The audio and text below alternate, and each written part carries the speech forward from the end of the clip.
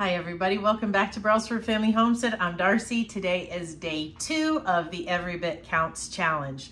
And look what I found. I need to take care of this. So I noticed that some of the onions that I put in nets and had hung up had sprouted. So maybe I did not cure them good enough. I'm not sure, but I don't want them to go to waste. Plus I had some other really small ones that I felt like would not store, so I needed to take care of them. So today I'm just gonna dice these all up. Hopefully I won't be crying and dripping everywhere. And then I will freeze them in meal-sized portions, like a half a cup or 1 cup each. So on those days when I'm busy and I don't wanna take the time to chop up an onion, I can grab them out of the freezer and I can prevent this whole thing from going bad. So let's get started. I got my compost bucket here so I can put all of the bad parts in there. So let's see what we got going on in this one. See what's salvageable. It looks like we've caught it in plenty of time. It's not bad at all. That's awesome. Since these are homegrown, I mean store-bought ones we don't want to throw away either, but I don't want to lose them, though it's falling apart there a little bit. So I'm just gonna peel that outer layer off. I'm sure if you handle onions, you do this too.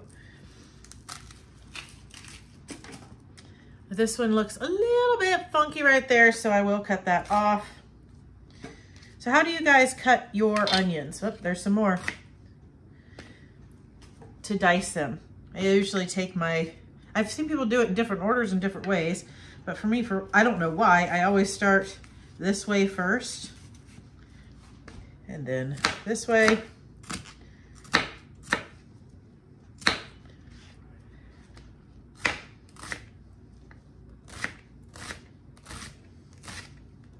Is this how you do it? That's about the size that I like mine. And then if I'm doing something where for whatever reason I need it even smaller, then I can just chop it up a little bit. They're pretty easy to chop when they're frozen and then throw them in the pot. Let's see how much we can get here. I am absolutely amazed. Look. I'm not crying, I'm not snotting anything, and I cut up this big bowl of onions. I am so surprised. These are all grown in my garden, but I was sure that I was gonna be coming back on here, like, or at least, go a lot. So I'm really glad about that. So I got some pint-sized vacuum seal bags. I'm gonna get a measuring cup and we're gonna get these vacuum sealed, and this will be the only thing that I do today for the Every Bit Counts challenge. Pretty soon, I'm heading off to a concert with my daughter who is going into high school. So this is my 10th year homeschooling, so I'm now homeschooling a high schooler, and I'm feeling all the feels about it. So send your prayers, please. Off to get a measuring cup. For those who might be wondering, this is the vacuum sealer that I have. And this thing has worked so well for me. I would really like to upgrade. I mean, one day one of those chamber ones would be absolutely fabulous, but one a bit bigger and more powerful will be awesome for all that we do. But honestly, this was about, I want to say $125 or something at Walmart, but it's been a while, so I have no idea what current price. But I have vacuum sealed our pieced out chicken for several years with this, and we raise somewhere between 50 and 75 chickens a year. So those are all pieced out in various cuts, vacuum sealed, anything I'm harvesting and putting in the freezer. So this works well. You don't have to break the bank to be able to store your stuff. So anyway, thought you might want to know. And I just have these pints. I'm going to do a couple half cuppers just because sometimes I need a little bit, and then the rest is 1 cup. So let's see how much I cut up and see if I can keep not crying. As I'm bagging this up, I wanted to share a little tip with you. If you're doing things like this with vacuum seal bags, if you fold down the lip when you're filling, then when you are done and you flip it back up, the area where you need to seal will not have product on it, which can cause problems with it sealing, and then you have to do it again, whatnot. So just fold it down a little bit, and then that area will remain clean for vacuum sealing. Here's an example of what I mean from pouring it in. It's like it sticks to that, you know, because there's some moisture and stuff. But this, nice and clean. Let's vacuum seal these. I have 4 bags that are 1 cup and 1 bag that's a half a cup.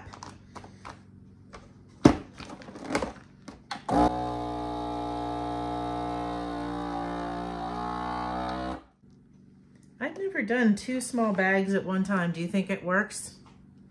Let's try it, just because.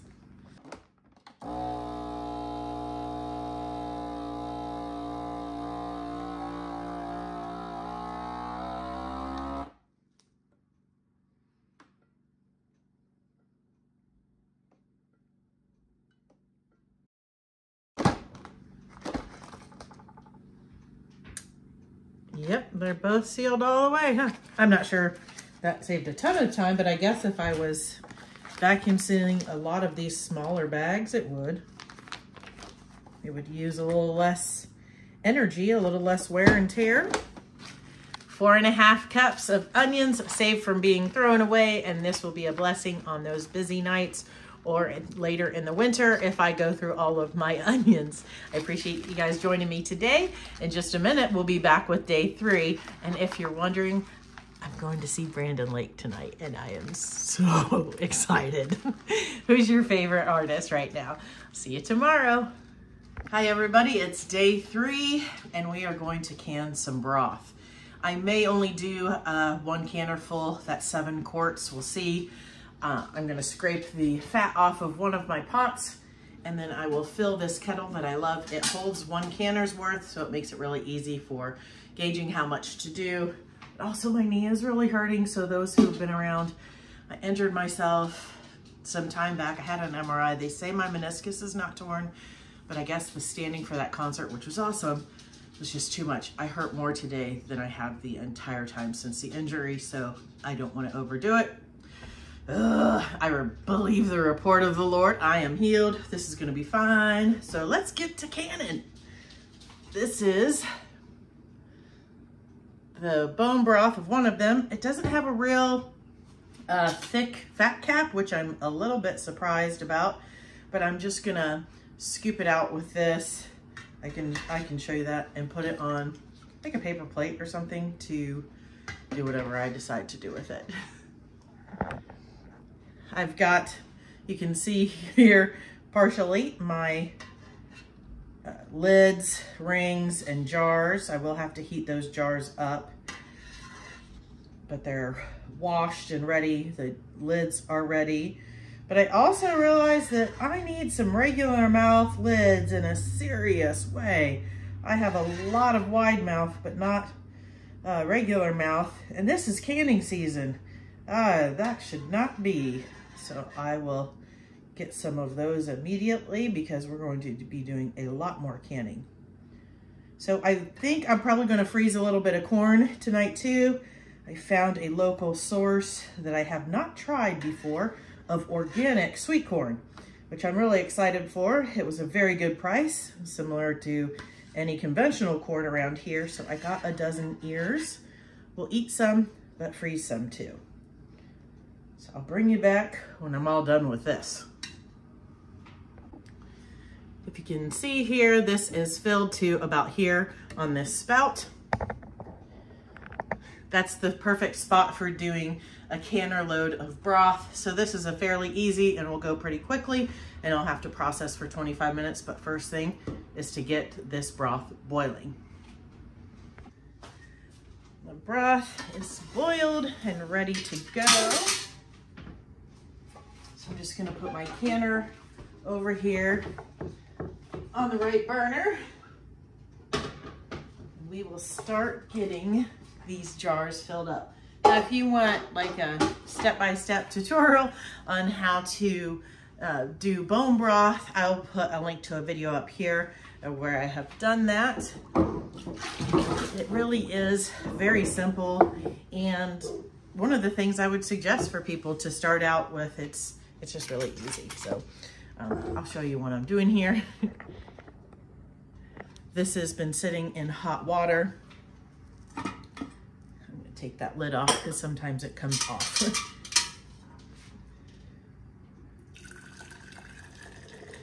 want your jars hot so there's no thermal shock.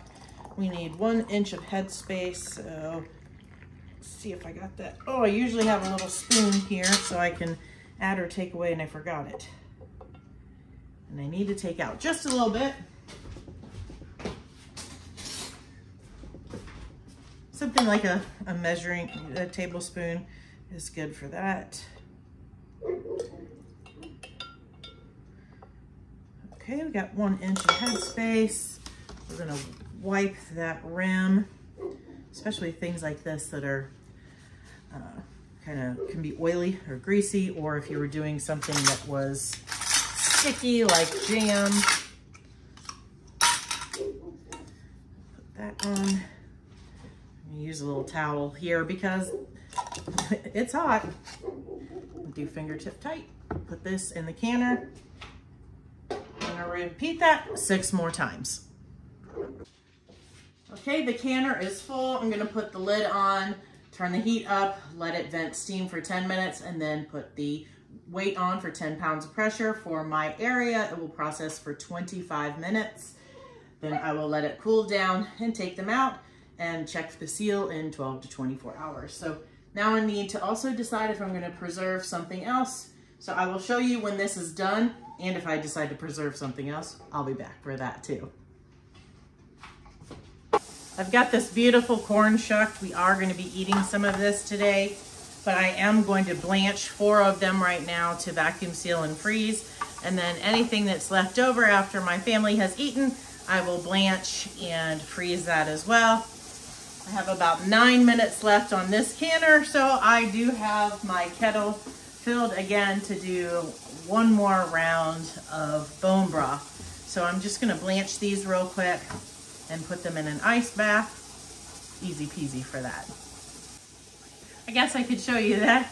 I like to use this, especially when I'm not doing a lot. It just makes it really easy to dip it down into the boiling water, pull it back out, and dip it into the ice bath in my sink.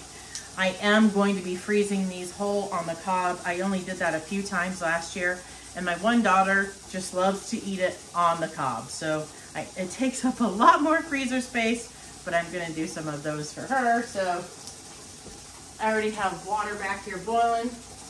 That's hot.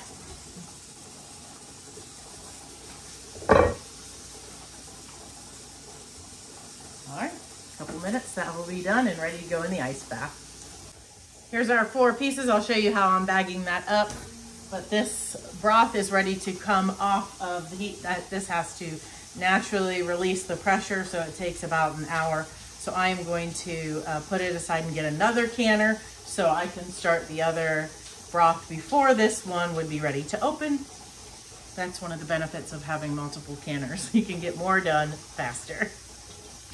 This is how I packed up the corn. I'll just vacuum seal this and put it in the freezer. Super easy, boil some water, put it in. It's ready to go. Taste of summer any time of the year. The first batch of broth is done, and I actually am having to put the other jars in the canner I just took these out of. For some reason, my Presto was not building pressure, so I'll have to figure that one out, but that will be canned and finished. And I have 6 ears of corn, it looks like, that nobody's gonna eat tonight, so I'm gonna blanch those and put them in the freezer. So that is 10 ears of corn tonight. There'll be a total of 14 quarts of broth to finish out day 3. I'll see you back tomorrow for day 4. It's day 5 of the Every Bit Counts Challenge, and today I'm going to use these things a friend blessed me with for my recent 50th birthday to make some strawberry jam. I really love making jams and jellies, but I don't love when there's more sugar than there is fruit. It kind of defeats the purpose to me of making our own. So this has low sugar. I think it's 2 1/4 pounds of strawberries to 1 cup of sugar. There is a no sugar recipe in here as well, but you do need some fruit juice, which I don't have. So I'm hoping that I love this because I have enough strawberries to make 2 more batches. So we're just gonna do 1 today. I'm really excited about it and to try others, but today for the challenge, we are making strawberry jam. I've got most of my things together, so let's get cooking that up. Okay, I think I'm all ready here. I did mix up this calcium water, which is something that is unique to Pomona's pectin.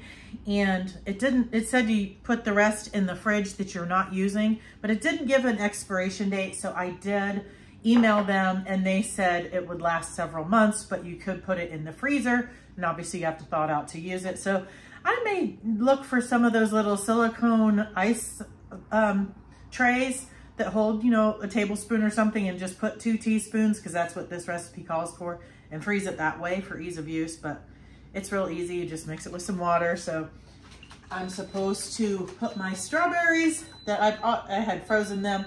They're mashed up already. Mix it with this and bring it to a boil. I will, I think at a later time, especially after I've used Pomona's pectin a few times, do a video like on how to use it, because I know people are curious about this and want jams and jellies that don't have so much sugar and things like that. So, but I will tell you, for if you're gonna make jam, freezing it first has really helped if you don't like a really thick texture, because when I used the recipe from the National Center of Home Food Preservation, it said to mash it like with a potato masher or something, and it just wasn't small enough for my liking. And so I called and asked them if I could use a food processor to just blend it up, and they said no. And it said that it changes the consistency, the density of it, and so that it wouldn't be safe that way. So if you're following safe canning practices, you know. So I mash mine up and then freeze it, and that really makes it, which is a safe canning practice, makes it a better texture in my opinion. So anyway, there's a little tip for you. So this just needs 2 teaspoons. I'm gonna bring that to a boil, and then I'll show you when I'm canning it up. I have to bring it to a boil. I have to add the sugar and the pectin and stuff. But since this isn't a tutorial video, I won't show you all of that. That's the pectin into the sugar, by the way. So that's all the sugar that we're using for this recipe. It is just 1 cup. And I don't think I've seen one with less than like 5 cups. It is pretty crazy. Anyway, I'll bring you back when I'm jarring it up, and I am going to use my steam canner today, which I really, really like. I started without you. I've already got a couple sitting in the canner there, and I have some more. Let's turn it down to fill. I think it said 4 or 5 of these half pints. We'll see. I'll probably have a small jar with some left over that we can taste test. That's a little full. Needs to be 1/4 of an inch of head space.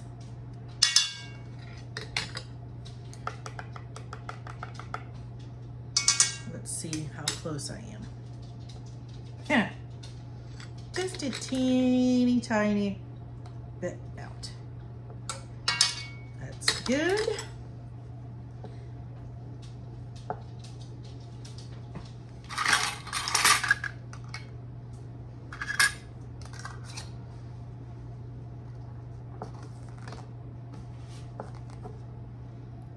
That looks right. That lid, or that ring, I'm sorry. Yep. That did not look like it was seating properly. There we go.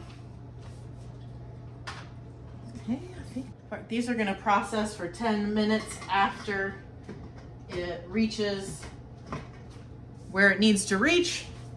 Make sure it's seated properly. If you wanna know how to use one of these canners, I will put a video up here. I really, really enjoy this steam canner. So there is a little bit, sorry, cutting off part of my head.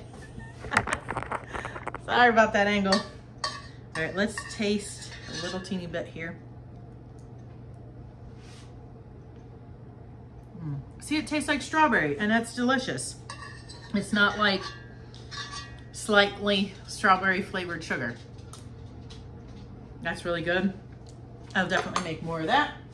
We're gonna process this, and I'll show you when I take them out of the canner. While that canner is going, I decided to preserve some zucchini. Now, I have shredded and frozen this in the past, but I made some zucchini bread, I think it was last week or something, substituted the oil with homemade pear sauce, and it was delicious. And really, if I'm preserving shredded zucchini and freezing it, I'm only going to be using it in bread anyway, so I thought, well, let's preserve it by making the bread right now. So I'm going to mix up a double batch to make 4 loaves, and I'll freeze some of it. So later, when we want just some zucchini bread, want a little treat, I can pull it right out of the freezer, and I will enjoy the texture better. So I've got my little shredder here. This is actually a vintage one, a Salad Master. I really like it, but I do need to get new suction cups because they don't work very well.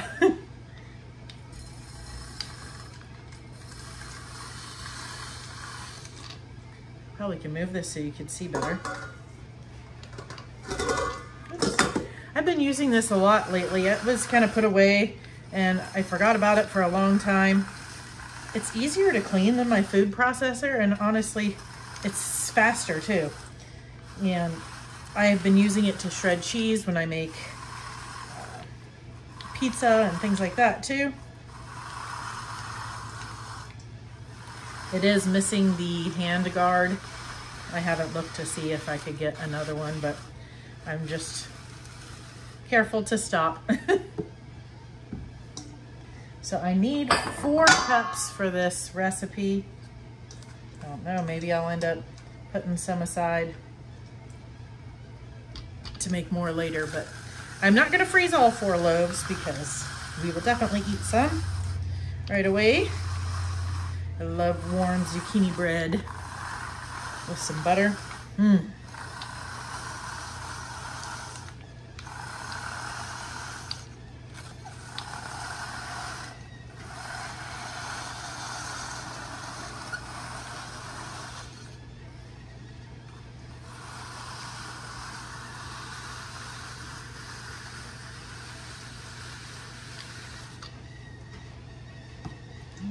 Let's see, that I'm pretty sure is going to be the amount that a little bit more than what I need. Awesome. All right, I'm going to get this zucchini bread going. There's this much left over, so I'm just going to take that and those little pieces and put it in the piggy bucket so they can make me bacon. The strawberry jam is done.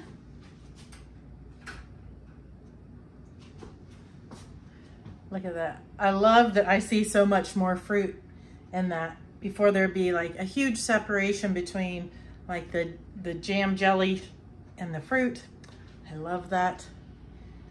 I'm really looking forward to making more of this because my kids love strawberry jam, and so do I. I'll get this all set aside. I won't do anything with these until tomorrow. They have to sit for 12 to 24 hours, and then I'll check the seal, I'll wash them off, put stickers on them and put them in the pantry. But when I come back for day 6, I will show you those, but that will be in a different video than this one. I'm almost done mixing up the bread. I thought you might want to see. I just put the zucchini in here. That yellow one is a Golden Delight zucchini. I really, really like them. So it also adds a little different color. The other one I believe is a Black Beauty. It could be a Fort Hood, I can't remember. And we have all our dry ingredients there.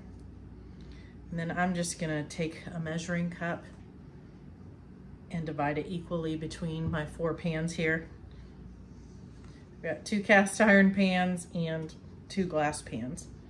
I have 3 cast iron pans, but not 4, and I don't have 4 glass ones, so this is what we're doing.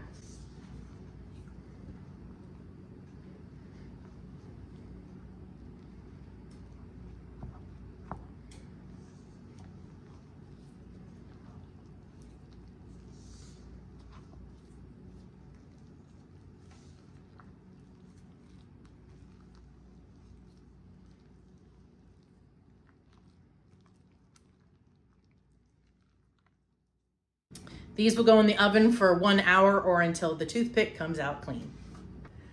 The zucchini bread is done. It smells so good. I will definitely be eating some. There's 4 loaves, but I will probably freeze 2 of them so that I can also give 1 of them to someone. So I'm excited about that. So that was 5 jars of strawberry jam, the 4 loaves, but some are for now. Anyway, I hope you guys are enjoying these videos and this challenge. Let me know if you are doing this challenge by commenting below. I appreciate you watching, and we'll see you in another video for day 6. God bless.